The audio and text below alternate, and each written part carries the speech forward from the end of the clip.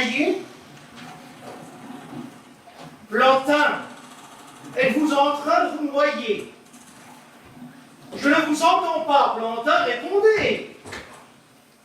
Je scrute. Vous pourriez prévenir, mon vieux, c'est agaçant à la fin. J'allais vous jeter la bouée. Ça n'aurait servi à rien, je scrute. Mais enfin, comment voulez-vous que je le sache, moi, que vous scrutez? Vous faites exactement le même bruit que quand vous vous noyez. Alors déjà, que je m'épouvonne à vous envoyer cette bouée 20 fois par jour, parce que vous êtes incapable de tenir debout sur ce radeau plus d'une demi-heure sans tomber dans l'eau, si en plus il faut que je vous l'envoie quand vous ne vous noyez pas, non, non. Faisons comme avant. Qu'est-ce que nous faisions avant? Eh bien, quand je commençais à glisser, que je sentais que j'allais me noyer, je criais « Au secours! Au secours !» Alors, je me souviens, c'est horrible, c'est braillement, c'est terrible. Alors, surtout plus ça, non. Continuez à vous noyer en silence.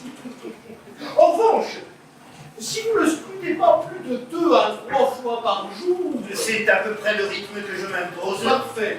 Alors, dans ce cas, c'est quand vous scrutez que je vous demanderai de crier « Au secours! Au secours !»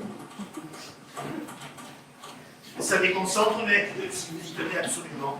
Oui, vous êtes gentil. C'est pour éviter la confusion, voyez-vous, comme ça. Lorsque je m'entendrai au secours, je saurai qu'il ne faut pas que je vous envoie la bouée.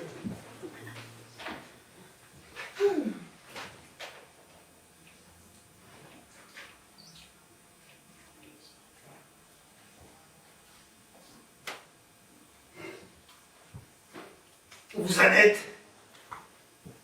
Ah, je termine. J'espère cette fois que cela vous conviendra. Écoutez, je trouve que ce n'est pas mal tourné. Et vous savez, d'un autre côté, comme nous en sommes à la 5e version, je n'ose trop rien dire. Et vous? Ben, moi, je scrute. Oui, je m'en suis aperçu.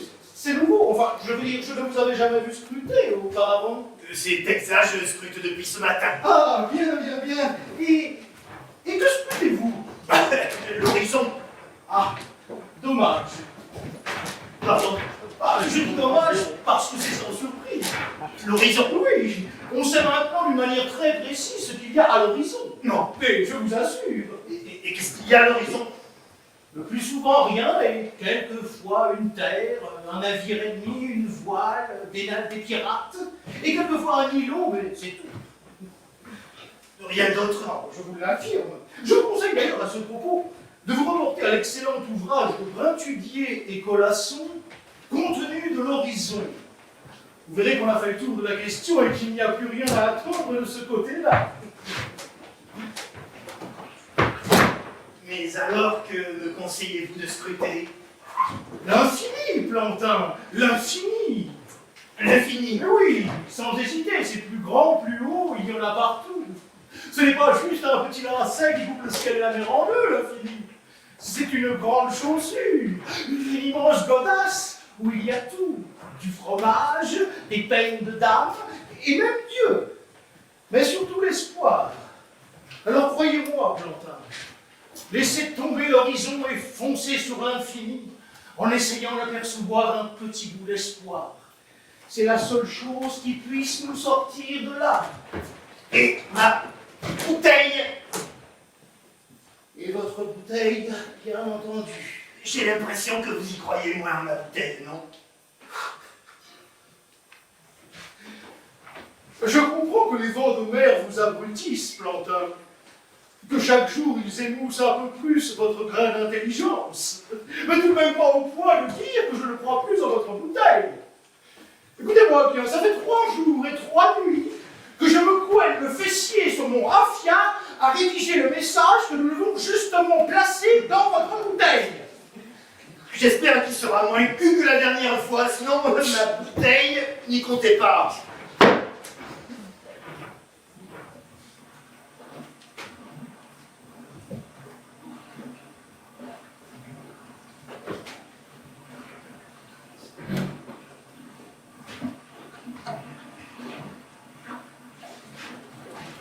Où vous en êtes, non-aimé? Ah, je fignole.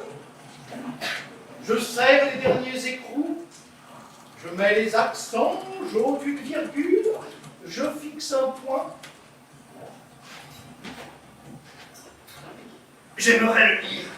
Une seconde, Plantin, vous voulez bien, je termine.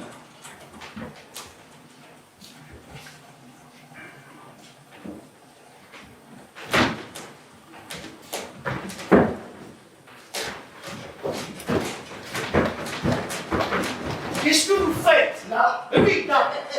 Eh bien, comme d'habitude, je glisse et je vais dans quelques instants tomber dans l'eau où je vais commencer à me noyer. Vous allez m'envoyer la bouée et je vais remonter.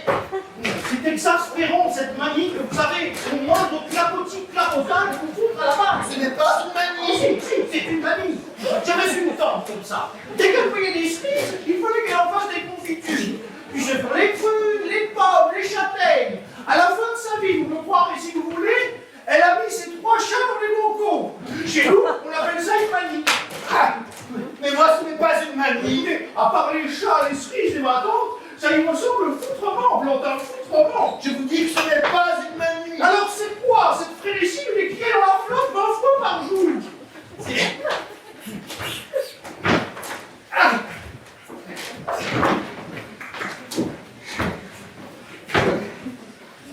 C'est quoi cette frénésie? Que j'ai la mauvaise place, Blandémé. La mauvaise place de ce radeau. Vous m'avez mis sur le côté pourri, le côté qui crève, le côté qui est toujours au nord, qui s'enfonce, qui prend l'eau, le côté pauvre, le côté abandonné, la zone, le bidonville de ce radeau. Bon, je suis là, la méduse, et vous, le méduseur. Je m'excuse. Plantin, déconnez tant que vous voudrez, mais n'écoutez pas votre mémoire à ce point. Hein? Je vous rappelle, Plantin, que la nuit où le Neptune explosa, nous projetons par miracle, moi et ce morceau de cabine, à une centaine de mètres de l'endroit où il sombrait corps et biens. Je vous rappelle que c'est à ce moment précis que, dans une brasse, disons, très approximative, vous vous êtes approché de mon radeau de fortune et, non, vous m'avez demandé l'hospitalité. Bien. Je vous ai alors répondu très franchement. L'appartement est pris, il ne reste que le papier et je suis sûr ni de son confort, ni de sa stabilité. Alors là, vous m'avez doublé, je m'en fous, hein, et je vous ai tendu la main en disant « Bienvenue à bord !» Madame la baronne Katioucha. Pardon? Vous m'avez tendu la main et vous m'avez dit « Bienvenue à bord, madame la baronne Katioucha. » Et alors? Est-ce ma faute à moi si vous avez la même carrure, la même carnation, le même coefficient de flottaison mammaire que la baronne Katioucha von Katutsov? Voici que je vous poursuive. Donc c'est vrai, j'ai été follement épris dès le début de cette croisière. Et lequel de nous deux, tout compte fait, Plantin fut le plus à plaindre quand le jour se leva? Vous, habitant, disons, la chambre de bonne de ce radeau, mais vivant, ou moi, persuadé d'avoir sauvé d'une mort atroce la dame de mon cœur, la baronne Katioucha von Katutsov, qui s'avéra être, en séchant, le barman du salon des 2e classes. Qui fut le plus à plaindre, Plantin? Le sauveteur amoureux berné ou le sauvé mal radoté? Qui? Prenez ma place. Ingrat!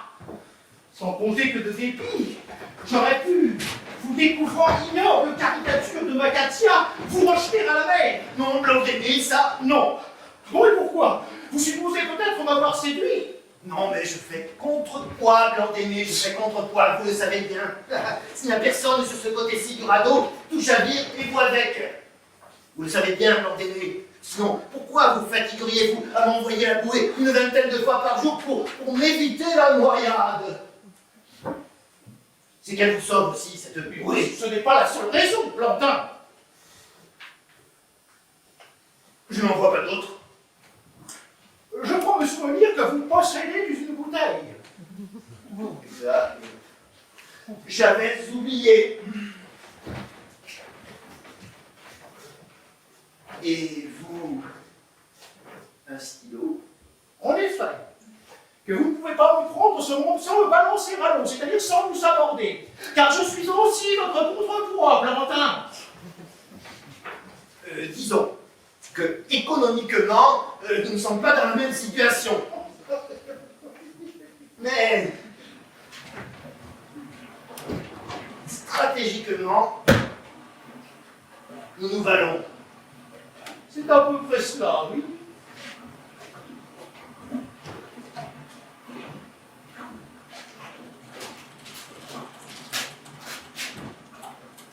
Pardonnez-moi. Pensez-vous tomber à l'eau dans les 5 à 10 minutes qui suivent?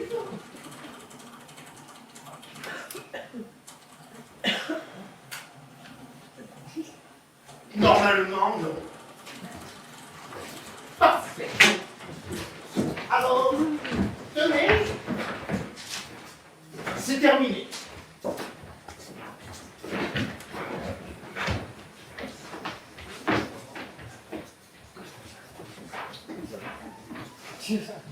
Alors, Je trouve ça littéraire, vraiment, ampoulé même par moments. empoulé. Moi, je lirai cette lettre comme ça, à l'improviste, hein. J'y croirais pas. Mais enfin, Plantin, personne ne vous demande de la lire à l'improviste. Celui qui va la trouver, si quelqu'un la trouve, ça sera forcément à l'improviste. Eh bien, avec votre style tire-bouchonné, on n'a aucune chance. Il n'y a aucun progrès sur la dernière, c'est toujours du caca parfumé, tiens. Alors, Plantin, écoutez-moi bien. Si vous ne pouvez plus me supporter, je vous demande de me le dire tout de suite. Et je n'ai pas dit ça. Donc, ne bouge pas sur les mots, hein. Depuis 2 jours, je sens que je vous crispe, que je vous agace, que je vous courrouce. Non, blanc, Si, non. vous refusez mon varech, vous ne vous retournez même plus quand j'urine, vous vous mettez à faire des choses non concertées comme scruter, vous me chiez une colère de tonalité syndicaliste sur la surface corrigée de votre part de radeau, et maintenant vous osez me dire que j'écris comme une vieille dame. Non, Plantin, non, il est temps de percer l'abcès. Blondé, ça fait la 5e fois que je vous donne mon avis sur ce texte. Et je peux vous assurer que je sais. Bien, vous ne savez rien, Plantin. Qui est Bédor de Besse, Vauclin la Frenay? Qui est le préfet du Cotentin, celui de la Gironde? Où se trouve l'Istrie, l'Illyrie? Rien, vous ne savez rien, Plantin. Tenez, vous ne savez même pas le nom de cet oiseau qui traverse le ciel en ce moment. C'est un couvre-temps, Plantin. Un couvre-temps de la famille des cumulus. Un oiseau qui se nourrit uniquement de farine et qui, au printemps, vient péter des nuages au-dessus des océans. Heureusement, c'est une femelle. Avec un mâle, nous aurions eu de l'orage. Rien, Plantin, vous ne savez rien. Vous êtes une pierre de mouche coincée entre le nul et le zéro, et vous osez me dire que j'écris tire-bouchonné? Blondé, je supporte tout sauf vos grands chevaux. Oh, je suis loin d'être sur mes grands chevaux, Plantin, très loin. Eh bien, tant que vous n'êtes pas en selle, relisez-vous. Qu'est-ce qu'il y a de tire-bouchonné là-dedans? Toi qui viens de trouver cette bouteille, sans doute humide encore de la vague qui la porta sur la grève. Sache que ceux qui t'écrivent sont les seuls rescapés du Neptune. Nous dérivons depuis des jours sur l'océan Indien, en équilibre instable sur un frêle esquif, fait de planches sommairement jointes ensemble, et l'obligeance de téléphoner au poste de secours le plus proche, afin qu'il nous dépêche le brigade de courageux sauveteurs. En attendant de devoir, croire, cher monsieur, à l'expression, etc. C'est clair, net, précis. On sait tout de suite à qui on a affaire. C'est bien pour ça qu'ils ne se dérangeront pas. Vous passez les bords. Qu'est-ce que vous recherchez? L'affrontement social? La lutte des classes? Blondé, je vous signale que ce message me concerne autant que vous. J'ai quand même mon mot à dire. Vous assassinez les 20 phrases et vous n'avez qu'un mot à dire en échange. Qu'un seul mot à proposer. Mon Dieu, dans quelle époque vivons-nous? Allez-y, dites-le votre mot. Allez-y, on vous écoute. Allez-y. Écrivez.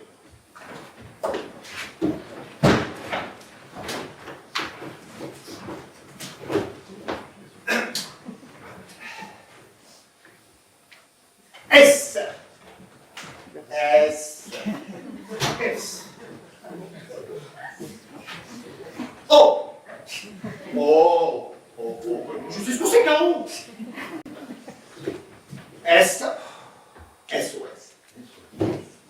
Stop.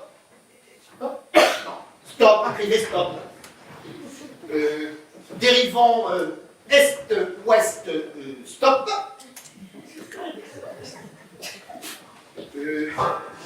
Océan Indien, stop. Suite, naufrage, Neptune, stop.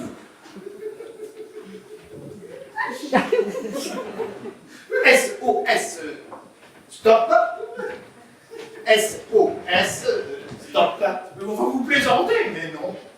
Non, si vous leur dites stop sans arrêt, comment vous écoutez là? Mais c'est le code radio habituel. Sans fin Plantin, nous n'envoyons pas son message par radio, nous l'envoyons par bouteille. Mais c'est forcément un marin qui va le trouver ce message.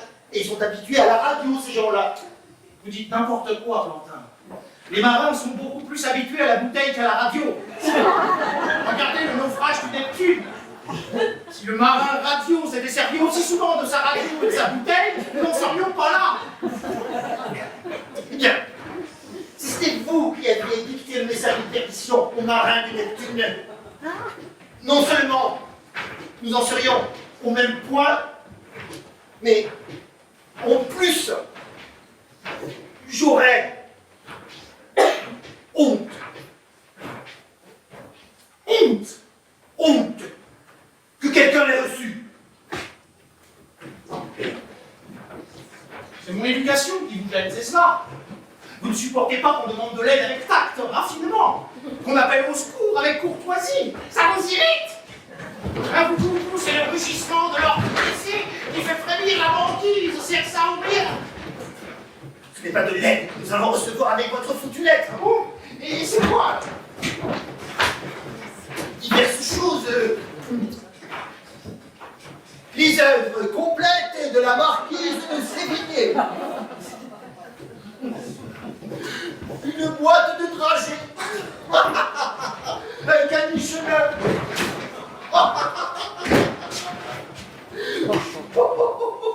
J'en étais sûr. Vous êtes marxiste. Oui, ça y est, je vous revois. La hargne avec laquelle vous serviez les cocktails. Ce regard gorgé de haine que vous portiez sur l'élégante assistance du pont numéro 2 en secouant votre shaker. Mais oui, ça y est, je me souviens. Cette façon que vous aviez de servir les petits fours avec un couteau entre les dents. Vous aviez tout du rouge jusqu'à votre veste. La veste de barman. Votre veste de barman. Mais pour qui me prenez-vous, Plantin? C'est l'uniforme des officiers du KGB. Vous voyez, vous ne saviez même pas. En supplémentaire, on ne dit jamais aux gens du KGB qu'ils sont du KGB par sécurité. Irréfutable, Plantin. Vous délirez, Blanc-Aimé. Vous vomissez par le cerveau. Dites-moi tout, Plantin. Le naufrage de Neptune, c'était vous. C'était une bombe. Vos yeux gonflent. Embrassez-moi. Non, vous devez marcher. Embrassez-moi. Je ne peux pas. Pourquoi? Je fais pour quoi? Donnez-moi la seule chose qui reste humaine chez un soviétique. La tendresse, ça, embrassez-moi. Ah, Katia, mon calcul sans mon amour. Pourquoi vous coulez toi aussi comme toute l'aristocratie? Hitler. Adolf Hitler. Vous me rappelez Adolf Hitler dans ses derniers instants dans son bunker. Mais comment le sauriez-vous si vous n'étiez pas un bolchevique? Ce sont eux qui sont entrés les premiers dans son bunker. C'est un fou, Blanc-Aimé, un fou. Vous ne perdez pas, Florentin. Un fou. J'aurais pu m'en douter quand on avait parlé de votre tante qui faisait des Pas la famille. Vous avez si jeune. Pas la famille Plantin, on s'était mis d'accord. Pardon. Excusez-moi. J'avais oublié. Vous n'avez rien, mais faites attention à la prochaine fois.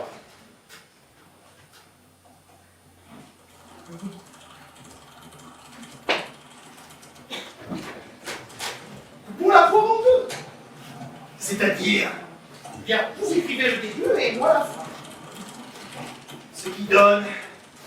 Eh bien, SOS stop, dérivant SOS de son dire stop, suite on va dire stop. Et ressemblez l'expression de signé Plantin et Blanc-Aimé, qui a écrit la deuxième partie du message. Mais c'est grotesque. Mais qui êtes-vous, Plantin? Même Staline a accepté Yalta. ne savez pas qu'il avait le cousin de Marcel Proust en face de lui. Bah, la famille Blondin, on vient de me rappeler. Je ne savais pas que Proust était votre cousin. C'est celui de la mère de la baronne von Clapouche. Excusez-moi, je vous en prie, je vous jure que je ne savais pas. Merde.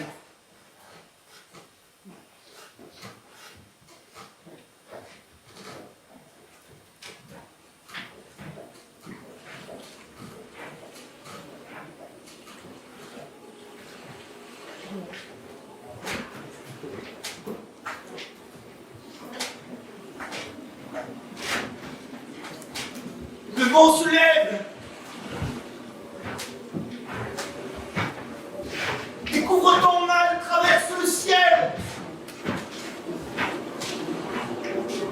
L'on aimé, vite, votre stylo. Ça jamais. Laissez-moi écrire. Je n'ai pas envie d'être empêché par les vôtres pour finir mon poulaille. L'on aimé, Liberté. Liberté, chérie. l'on aimé, votre stylo, c'est notre dernière chance.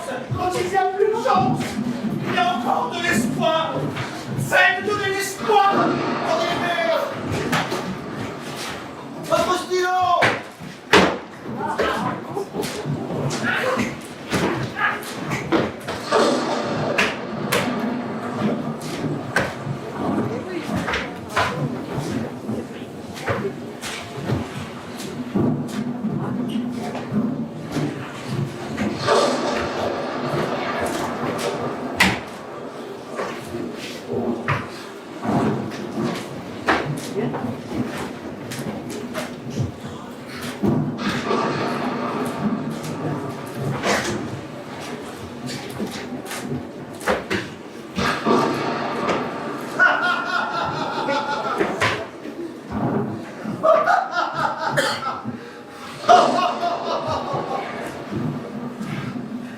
Qu'est-ce que vous foutez, l'on aimé? Je glisse. Vous scrutez. L'infini. Oh, je vous déconseille, on s'y perd. Vous n'allez quand même pas me faire scroquer l'horizon. Ah si. Il y a moins de grandiose, mais à moi, ça me suffit.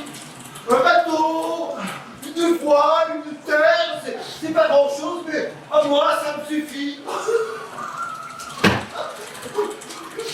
L'on aimé, si vous apercevez quelque chose, n'hésitez pas à crier.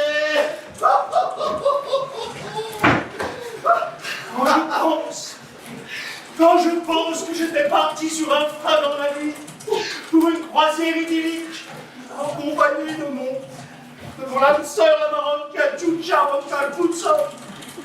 et que je me retrouve en Hayon, à faire le quai sur un radeau pourri, gouverné par une goutte matérialiste, qui de plus est le sosie de ma bien-aimée. Et finalement, c'est peut-être ça, la vie.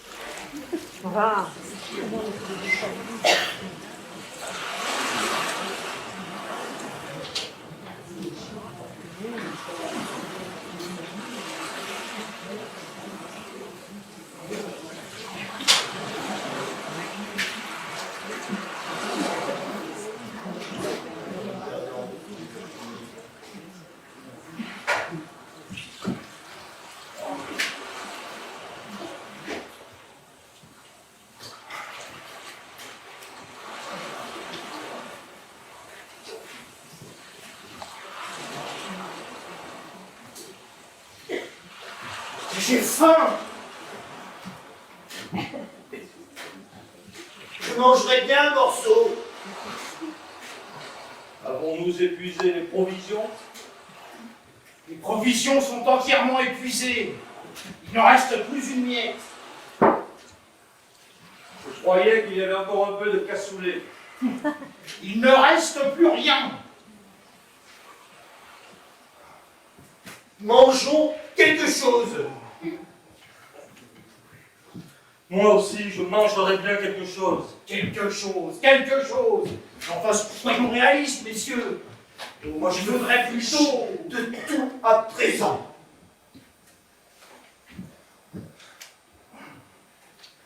Vous venez de dire que les provisions étaient épuisées. Alors, quelle est votre idée? Eh bien, il nous faut manger non pas quelque chose, mais quelqu'un.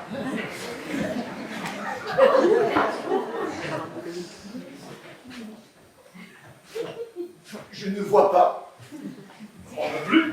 Je ne vois ici personne. Il nous reste une seule issue, messieurs. Manger l'un de nous trois. Allons-y. Nous ne pouvons pas tous ensemble crier allons-y. Dans la situation présente, il est indispensable que l'un de nous dise je vous en prie, messieurs, servez-vous. Lequel? Lequel? Ce que j'allais vous demander, on appelle à votre sentiment de générosité et à votre bonne éducation, messieurs.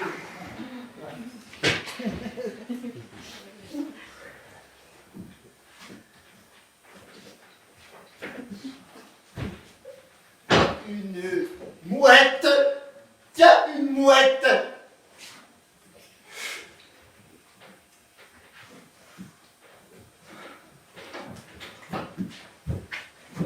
Ce que je vais vous dire est d'une franchise brutale.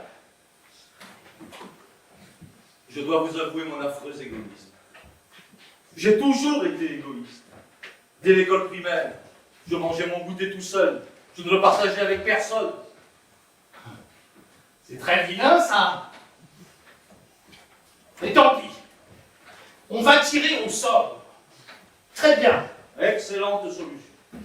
Voici le système selon lequel nous allons procéder. L'un de vous dira un chiffre. Le suivant, un autre chiffre. Enfin, moi, j'en dirai. Bien. Si le total est impair, dis-moi que le sort aura désigné. Si par contre, le total est un chiffre pair, c'est l'un de vous qui sera mangé. Non, au fond, je suis contre les jeux de hasard. Et si vous vous trompez dans l'addition? Vous n'avez pas confiance en moi, tant pis, tant pis. Alors, trouvons plutôt une autre solution. Nous sommes des gens civilisés. Le tirage au sort est une survivance de l'obscurantisme. Une grossière superstition. Bon, nous pouvons organiser un référendum. Pas mal comme idée. Accepteriez-vous de constituer une liste commune avec moi? Cela pourrait simplifier la campagne. Le parlementarisme a fait son temps. Mais il n'y a pas d'autre issue, monsieur. Si vous préférez la dictature, je suis prêt à prendre le pouvoir. Ah non, à balle, c'est la vie. Donc, des élections libres. Un bulletin secret. Mais pas de liste commune. Chacun pose une candidature unique et indépendante. Voici le chapeau. Nous allons y mettre les bulletins de vote. J'en ai pas de plus. Nous vous en prêterons une volontiers.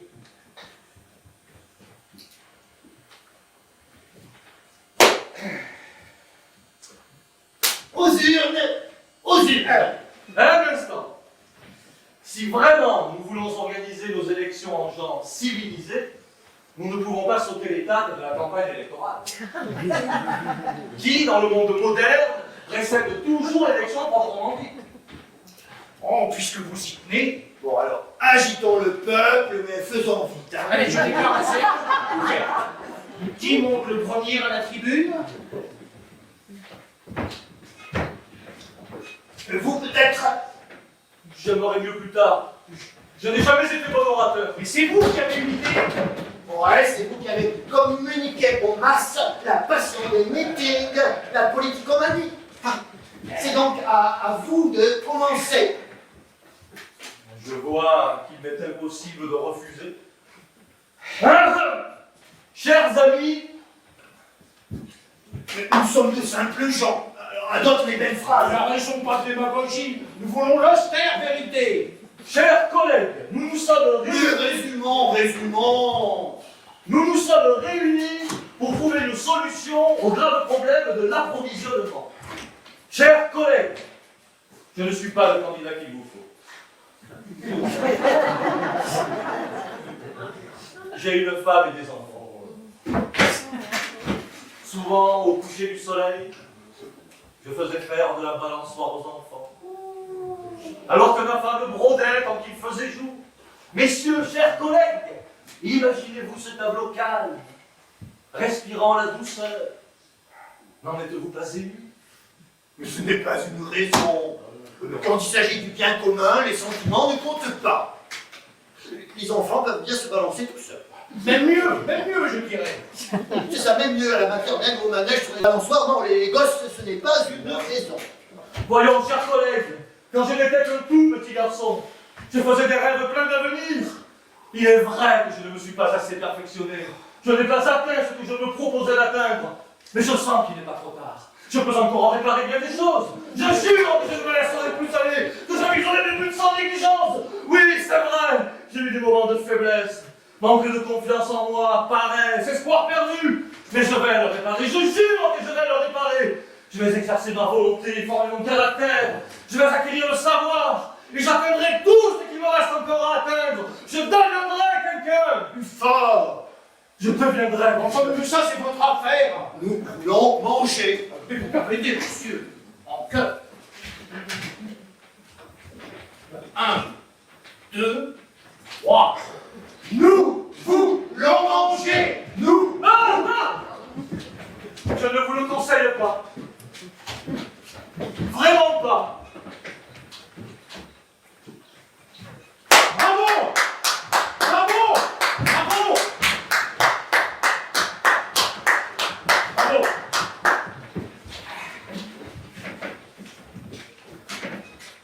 Compagnons de table. Bravo! Je n'ai pas fait d'études moi et je n'ai pas causé pour rien.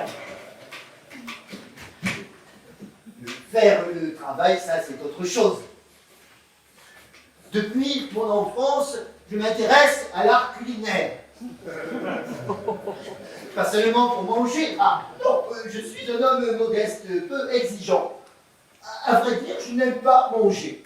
Et d'ailleurs, le plus souvent, je me contente de n'importe quoi.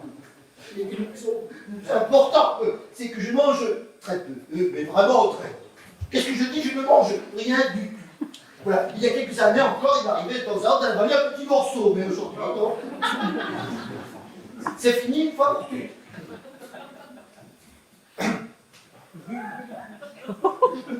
En revanche, préparer les repas est devenu la joie de ma vie.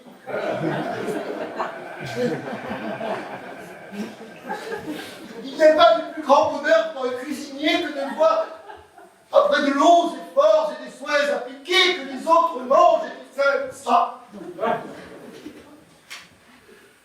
Je ne demande pas d'autre récompense.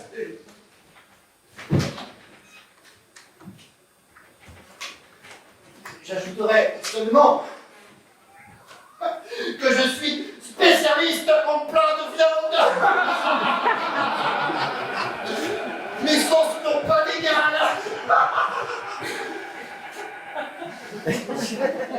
C'est tout ce que j'avais à dire. Bravo! Bravo!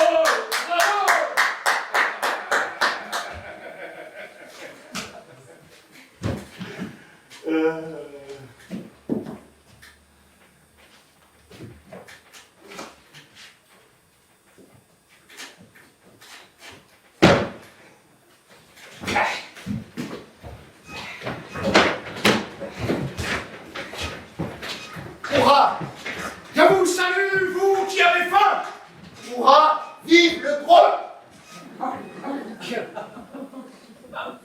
serai bref. Primo, je ne veux pas influencer vos opinions, vous déciderez vous-même. Je suis là pour vous servir, et votre volonté est pour moi chose sacrée. Je mangerai ce qu'on me donnera. Seconde, inutile de couper les cheveux en quatre, je suis indigeste. J'ai toujours été osseux, filandreux et maigre. J'ai le foie coupé, 2 côtes en fer, une jambe plus courte, et je ne suis pas sûr non plus de ne pas avoir le ténia, franchement. Hein. Tertio, je ne veux pas jouer les démagogues. J'aime les situations claires et nettes. Si je ne suis pas élu, l'autre aura la cuisse et le filet. Moi, je me contenterai du reste et de la langue. Mais je dis résolument à ceux qui nourrissent des projets sur moi, nous ne renoncerons pas à la langue. Bravo, c'est votre chef. Je ne connais pas le radotage des dinosaures, des mollusques, en avant. Bravo, Ouvra, vive le gros. Bon, vous êtes content? Vous avez été sublime. Seulement voilà, moi, c'est-à-dire, je ne peux pas manger de filet. Ça ne me réussit pas. Félicitez votre allocution. Si vous n'y voyez pas d'inconvénient particulier. La langue, je suis entièrement de votre avis. Alors comme ça, la campagne est faite. Maintenant, au vote.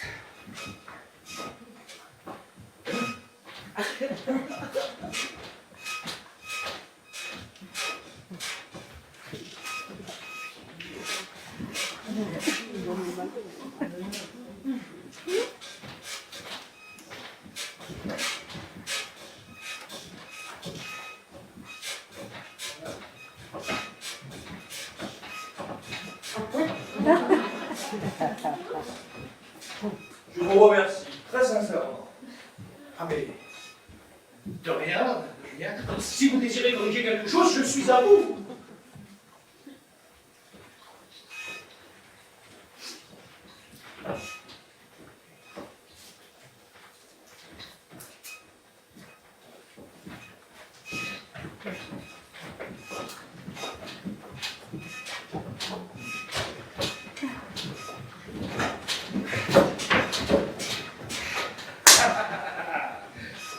À présent, on va compter les voix. Je suis impatient de savoir, ça creuse le vote. Vous pouvez garder au moins un peu de dignité. Qu'est-ce qu'il y a? Quel résultat? Messieurs, nous allons devoir annuler les élections. Comment, monsieur Fin, moi? Vous voulez torpiller des élections libres et démocratiques? Il y a 4 bulletins dans le haut de forme. 4! J'avais bien dit que le parlementarisme avait fait son temps. Qu'est-ce qui va se passer maintenant? Une crise ministérielle caractérisée. Il serait peut-être plus simple de désigner le candidat. Qui va le désigner? Je suis prêt à assumer cette tâche. Évidemment. C'est bien ce que je pensais. Non, pas question. Sale affaire. La démocratie s'est loupée. La dictature ne prend pas. Il faut tout de même trouver quelque chose. Dans des moments comme celui-là, seul un être exceptionnel, animé par l'esprit de sacrifice, peut sauver la situation. N'oublions pas que tout au long de l'histoire, ce sont les volontaires qui apportaient le salut quand les procédés courants décevaient les espoirs. Chers collègues, Non! Je vous préviens, je n'écouterai pas. Tu écoutes, oui ou non? cher monsieur, tout le monde sait qu'il est impossible de dissimuler des vertus telles que l'esprit de sacrifice, l'amour de son prochain, la solidarité. Dès le premier moment, nous avons remarqué, mes collègues et moi-même, qu'il y avait en vous quelque chose qui nous rendait différents de nous deux. Et ce quelque chose, c'est précisément cette générosité innée, ce désir irrésistible de servir le bien commun, l'empressement, n'est-ce pas, chers collègues? De ma vie, je n'ai vu un homme aussi bon. Cher monsieur, nous sommes heureux que la collectivité puisse enfin répondre à votre chaleureux appel en vous donnant l'occasion de réaliser votre désir pur et secret. Vous rêvez de laisser dans notre mémoire le souvenir d'un être apprécié à sa juste valeur, modeste, amical, appétissant. Je ne veux pas. Comment? Vous ne voulez pas être volontaire? Non. Si vous trahissez la collectivité, vous foulez au pied la confiance que vos collègues vous ont accordée, vous ne voulez pas? Non. C'est ignoble! Vous refusez définitivement, je refuse Catégoriquement, je ne me sens aucune vocation à la grandeur. À partir d'aujourd'hui, je ne vous serre plus la main! Je vous tenais pour un homme honnête, le patriote de ce radeau. Mais vous n'êtes qu'une canaille! Adieu! Oui. Vous nous avez déçus. L'honneur, vous vous en moquez. Mais trouvez donc vous-même une autre issue. On vous écoute. Une issue. Mais certainement. Depuis mon enfance, je rêve à la justice universelle. Je réclame la justice. Rien que la justice. Vous m'étonnez. Pourquoi? Enfin, qui vous garantit que la justice ne se prononcerait pas pour vous, c'est-à-dire contre vous? Qui vous dit qu'elle ne vous désignerait pas? C'est simple pourtant. Depuis mon enfance, j'ai été malheureux. Je ne réussissais jamais rien. Les circonstances se retournent toujours contre moi Alors, vous croyez que la justice universelle viendra compenser votre malchance? Oui. Il est étonnant que ce soit toujours les mécontents qui se plaignent du manque de justice universelle totale et intégrale. On dirait qu'en réclamant la justice, les ratés cherchent à se justifier. Je ne recule pas, j'accepte tout, à condition que l'arbitrage soit équitable. Oui, autrement dit, à condition qu'on ne vous mange pas. Ce sont des insinuations. Je demande d'abord la justice. Asseyons-nous, messieurs. Ce sera difficile, mais ce n'est pas impossible. Je ne lui adresse pas la parole.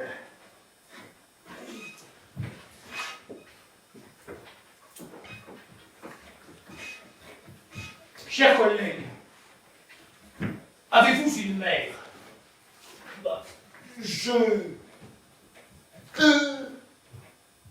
Et vous, chef? Hélas, quasiment depuis l'aube de mon existence, je suis un orphelin absolu. Mes pauvres parents. C'est précisément ce que j'allais dire. Au fond, je n'ai jamais eu de parents. Et vous? Je possède une main. Aujourd'hui, elle me pleure sans doute dans sa solitude. Pauvre maman! Du point de vue de la justice, la chose me paraît fort simple. Auriez-vous le cœur de faire du mal à deux orphelins? Être orphelin a toujours été considéré comme le plus grand des malheurs, même chez les peuples primitifs. Non, monsieur. Si l'un de nous deux, orphelin, devait se faire manger, mais ce serait une insulte à la justice la plus élémentaire. Non seulement orphelin, mais encore manger. Non, non. Mais, non, monsieur, c'est clair comme le jour. Vous possédez une maman. Vous avez toujours été favorisé par le sort. Ne croyez-vous pas que le moment est venu de payer cette dette morale que vous avez contractée envers les orphelins? Envers ceux qui n'ont jamais connu la protection maternelle, la chaleur du foyer, le bien-être. D'autant plus que de toute façon, votre maman vous pleure déjà, comme vous venez de le dire. Alors, Mais il se peut que maman soit morte, elle aussi. Elle était très faible ces derniers temps. Et comme je ne suis plus retourné chez moi depuis l'éternité, un enfant ne dirait pas autre chose. Pouvons-nous en avoir des preuves ou même des indices? Justement, hein? Quelle preuve? puisque je vous dis qu'elle n'était pas bien du tout quand je l'ai quittée. On parle tellement aujourd'hui des maladies de notre civilisation. Fantaisie d'artiste, imagination. Je suis sûr que votre maman est en excellente santé. Que Dieu lui prête une longue vie. On dit que nos pauvres parents... Vous rappelez-vous les longues soirées d'automne où 2 enfants aux pieds nus nous vendions des allumettes au maçon? Oh, non, n'en parlez pas. Il vaut mieux oublier.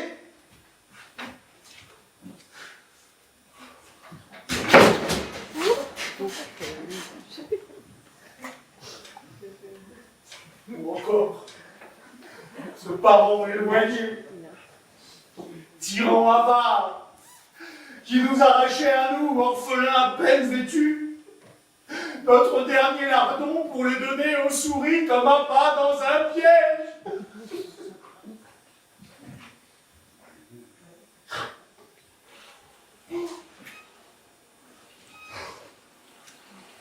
Excusez-moi, je crois entendre une voix au large.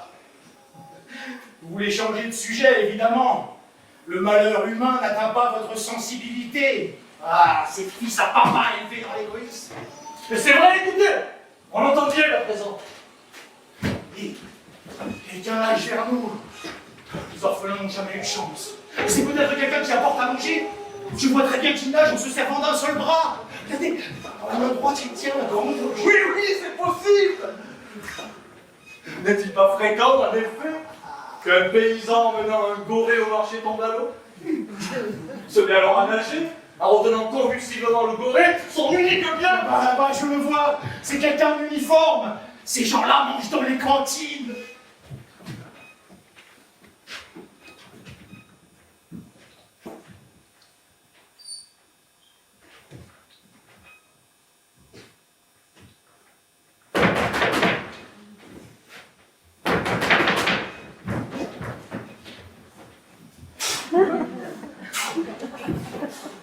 Merci beaucoup. Vous n'avez rien à manger? Absolument rien. Moi-même, je mangerais bien quelque chose. La vague m'a emporté avant le petit déjeuner. Tiens! Mais c'est vous? Quelle coïncidence extraordinaire! Vous vous connaissez? Et comment? Je lui porte son courrier depuis 10 ans. Je ne le savais pas, mon père. C'est une chance. J'ai justement un télégramme pour vous. Un télégramme pour moi? Oui. Et justement, je me dirigeais, ce télégramme à la main, vers votre petite maison au bord de la mer, quand une lame m'a emporté. Le voici. Vous m'excuserez.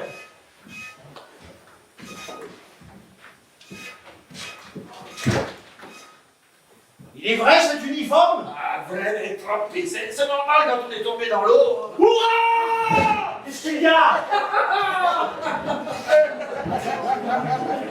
Messieurs, qu'arrive un grand malheur. Ma mère est morte. Non, chut!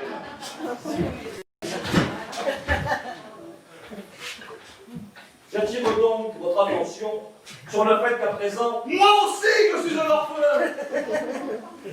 Nous serons obligés de reprendre nos délibérations et de réexaminer la question de savoir lequel de nous trois sera mort. Je proteste. C'est une ruse. Vous êtes certainement de mèche avec le facteur. Et vous insultez l'agent de l'État dans l'exercice de ses fonctions. Combien l'avez-vous payé? Ou alors vous êtes des amis d'enfance? Mais votre accusation est gratuite. Demandez au facteur si je suis de mèche avec lui. Très bien, demandons-lui. S'il dit oui, s'il avoue, nous vous mangerons sans discussion. S'il nie, nous mangerons le facteur.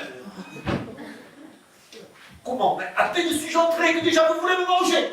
Et de quoi ça a l'air? Justement, vous ferez parfaitement l'affaire, vous êtes encore tout frais. Le mieux serait de les manger tous les deux. Facteurs sautés, l'un rôti en hors-d'œuvre ou en compote. Ah. Ou encore, je pourrais en faire mariner une partie et garder le reste pour plus tard. Ou encore, l'un farci de l'autre. Délicieux. Peut-être que monsieur le facteur, lui au moins n'est pas orphelin. Nous, les laissés pour compte, les sans-abri, il faudrait le lui demander. Ne perdons pas de temps. Avez-vous, oui ou non, agi de connivence avec ce monsieur? Si oui, si la nouvelle de la mort de sa mère est du vrai et du bluff, alors vous aurez les renoms et peut-être un morceau de chicot. Si au contraire, cette nouvelle est vraie, alors nous, les 3 orphelins, nous allons vous manger précisément parce que vous êtes facteurs. La poste étant déclarée d'utilité publique, elle doit servir les intérêts communs. Ne cédez pas au chantage, je vous en compte. Non, non, ne partez pas. Témoignez que je suis innocent. Restez.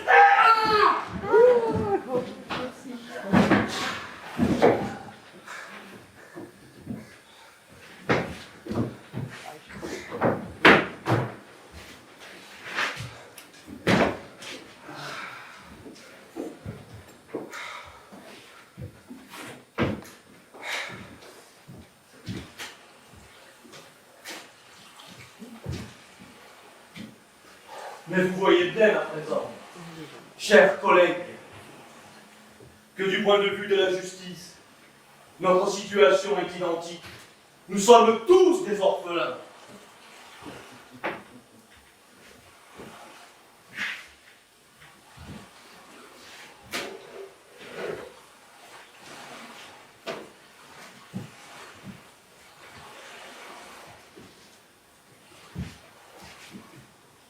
Chers collègues, veuillez mettre le couvert, s'il vous plaît. Vous le trouverez dans le coffre. Comment? Les orphelins mangeaient l'orphelin? Vous oubliez, monsieur, qu'il existe une autre justice encore.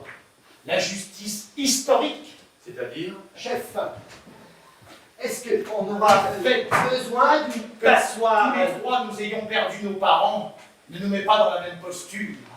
Reste encore à examiner un autre problème, à savoir qui étaient nos parents.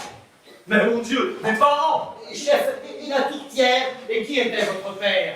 Mon père était greffier, pourquoi? Je m'y attendais. Savez-vous qui était mon père? C'était un simple bûcheron illettré.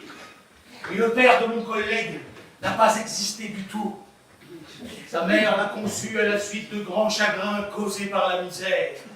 Oui, monsieur, votre père, confortablement installé dans un bureau bien chauffé, rédigeait des pages et des pages au service des aristocrates, alors que le mien abattait les pins parasols qui servaient à la fabrication du papier sur lequel votre père calligraphiait les ordres de séquestration adressés à la pauvre mère de mon collègue, qui lui n'a pas eu de père du tout. Et vous n'avez pas honte? Mais je n'y suis pour rien! C'est pourquoi nous appelons historique cette justice qui aujourd'hui nous oblige à vous consommer. Monsieur le comte! Monsieur le comte! Qu'est-ce qu'il y a encore? Quel bonheur, monsieur le comte! Quel bonheur! Quel bonheur! Mais qu'est-ce que c'est? Quel bonheur de vous revoir! Oh, monsieur le comte ne reconnaît pas son vieux Firmin! C'est pourquoi moi qui ai appris à monsieur le comte à monter sur le petit poney, car monsieur le Hors comte... d'ici! Non! Monsieur le comte, quel bonheur mes papiers de vous revoir! Oh, monsieur le comte, tout le monde au château est si inquiet! Firmin, lancez immédiatement son radeau et noyez-vous! Oh, car la nouvelle du naufrage de monsieur le comte... Firmin, noyez-vous! Noyez-vous! Très bien, monsieur le comte, très bien! Quel bonheur, quel bonheur! Non! Non, mon brave homme! Ne lâchez pas! Venez par ici! Il s'est noyé. Ce que je disais, oui, alors vous voyez bien vous-même que je crois... Ah, si je le vois! Mais c'est vous qui avez habité le château! C'est vous qui avez monté un poney! Un poney? Mais mon père ne possédait même pas un petit âne. Vous n'allez tout de même pas m'attribuer vos propres souvenirs d'enfance, mon Vous voulez père! dire que c'est moi qui ai monté un poney! Naturellement, vous venez de le dire! Non, ça dépasse tout! Je déclare catégoriquement que je n'ai jamais rien eu à faire avec un poney! Et moi alors? Mon père ignorait jusqu'au mot poney puisqu'il était illettré. Pauvre petit cheval! Personne ne veut le reconnaître! Vous n'avez donc pas pitié de la pauvre bête? Vous lui devez pourtant d'heureux moments de votre jeunesse! Mais ce serviteur! Quel serviteur, cher collègue? Avez-vous aperçu un serviteur par ici? Moi? Jamais de la vie! Monsieur, à partir de maintenant, je ne vous considère plus comme un interlocuteur valable. Vous êtes sujet à des hallucinations. Il est fou. Et étant un individu irresponsable, vous devez d'autant plus vous laisser diriger par des hommes qui savent ce qu'ils veulent. Il est nécessaire que vous soyez éliminé de la société. Et le meilleur moyen pour cela est de vous faire consommer par la dite société. Chers collègues, veuillez mettre votre table s'il vous plaît.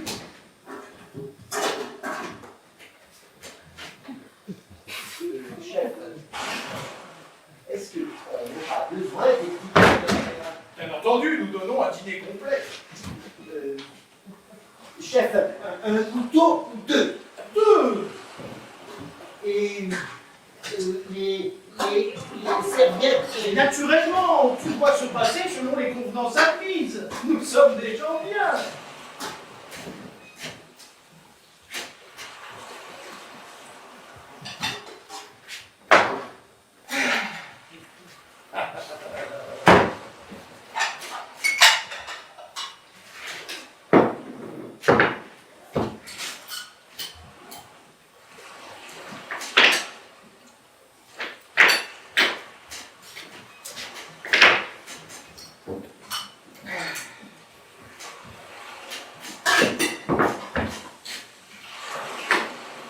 Monsieur, Les couverts, hein, un peu plus à droite.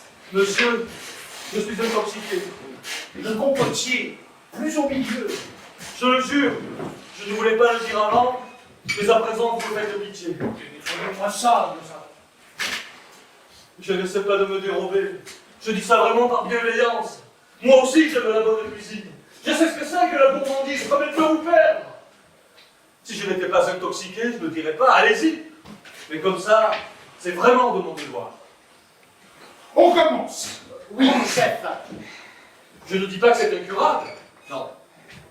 Simplement, il faudrait attendre un peu. Cela me passera certainement. Je vais me mettre là, dans ce petit coin. Quand je serai désintoxiqué, je vous le dirai moi-même. Je n'essaie pas de me soustraire. 2 jours, c'est peut-être un peu exagéré. 1 jour au maximum. Vous connaissez le proverbe. Mange demain ce que tu devais manger aujourd'hui. Disons quelques heures suffirait. Même une seule petite heure.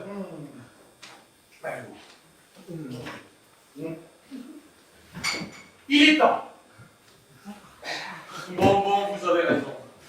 Mais pourrais-je vous donner un conseil? Un conseil parfaitement désintéressé. Au sujet de quoi? Un conseil tout à fait professionnel, culinaire, absolument à propos. Ne croyez-vous pas qu'il serait indiqué que je me lave les pieds? En effet, je n'y avais pas pensé. Qu'en dites-vous? Est-ce que je sais, moi? S'il doit graisser sous la dent, mieux vaut qu'il se les lave. C'est ça! Voilà qui est bien parlé! L'hygiène est le premier principe de la bonne alimentation.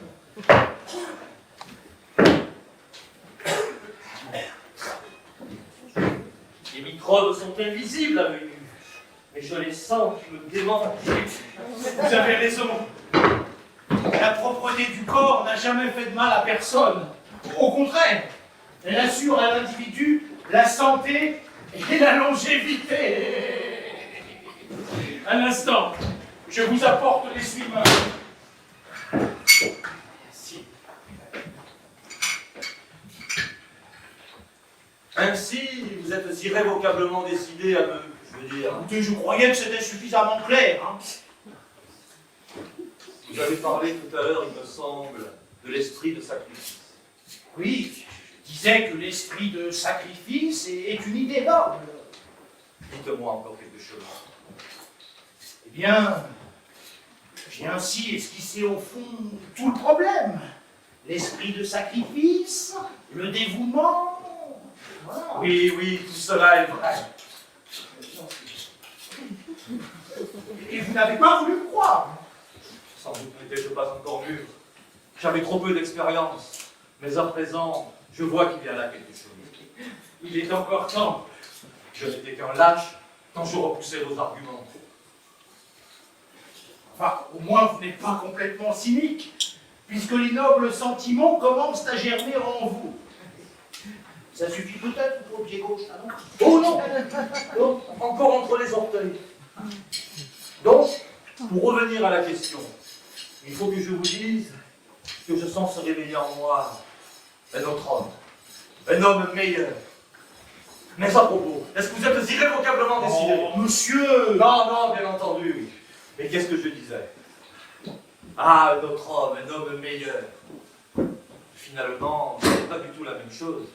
Être mangé comme simple victime de la violence, ou bien comme un homme nouveau, meilleur, qui, par un sacrifice librement consenti, autrement dit, se laisser manger de son propre gré avec tous ces nobles mobiles. Et vous pouvez me jurer que c'est bien décidé. Parole d'honneur! Tant pis.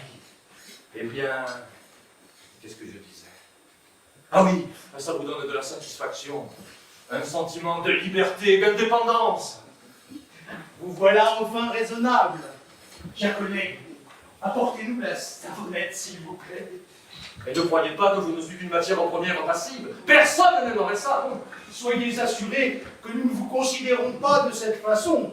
Au contraire, vous resterez dans nos estomacs, je me tiens dans notre mémoire, comme un héros, personnage lumineux et désintéressé.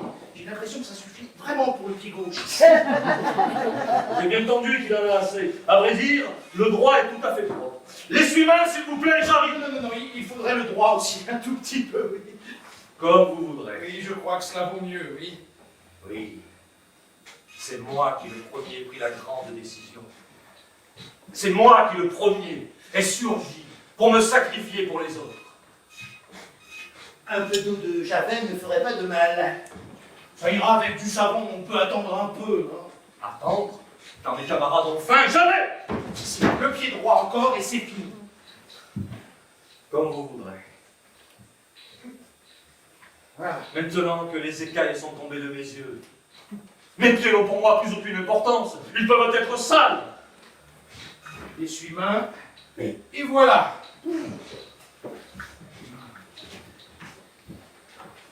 Messieurs, je vous remercie. Je suis enfin devenu un homme véritable. J'ai retrouvé en moi l'idéal qui me faisait défaut. N'importe quoi. J'aime mon honneur. Comment se présente la situation en fin de compte?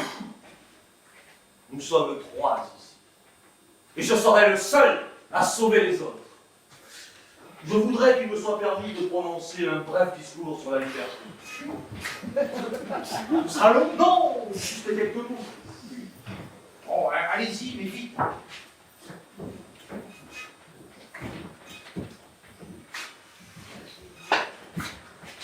La liberté!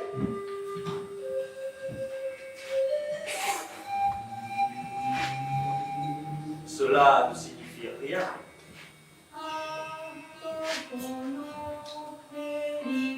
C'est seulement la vraie liberté qui signifie quelque chose.